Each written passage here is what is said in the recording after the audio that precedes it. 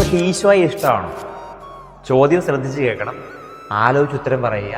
ഈശോയെ ഇഷ്ടമാണോ? ഇന്നലെ ഒരു കുട്ടി ഒരു പരാതിയായിട്ട് വരികയാണ്, എനിക്ക് ഇന്ന വ്യക്തിയോട് ക്ഷമിക്കാൻ പറ്റുന്നില്ല, എനിക്ക് ആ വ്യക്തിനെ ഇഷ്ടമല്ല. ഞാൻ ഇതേ ചോദ്യം ആവർത്തിച്ചു, നിനക്ക് ഈശോയെ ഇഷ്ടമാണോ? അപ്പോൾ ആ കുട്ടി പറയുകയാണ്, എൻ്റെ പറ്റാ എന്തൊരു ചോദ്യം അത്, ഈശോയെ ഇഷ്ടപ്പെടാത്ത ആരെല്ലാം ഉണ്ട്, എനിക്ക് ഈശോയെ ഇഷ്ടമാണ്. എന്തൊരു വിരോധാഭാസമാണിത് അല്ലേ? ഇന്നത്തെ സുവിശേഷത്തിൽ ഈശോയോട് ചോദിക്കുകയാണ് ഏറ്റവും പ്രധാനപ്പെട്ട കൽപ്പന ഏതാണ്? ഈശോ പറയാണ്, അതിത്രേ ഉള്ളൂ, നീ എല്ലാറ്റിനും ഉപരിയായിട്ട് ദൈവത്തെ സ്നേഹിക്കുക.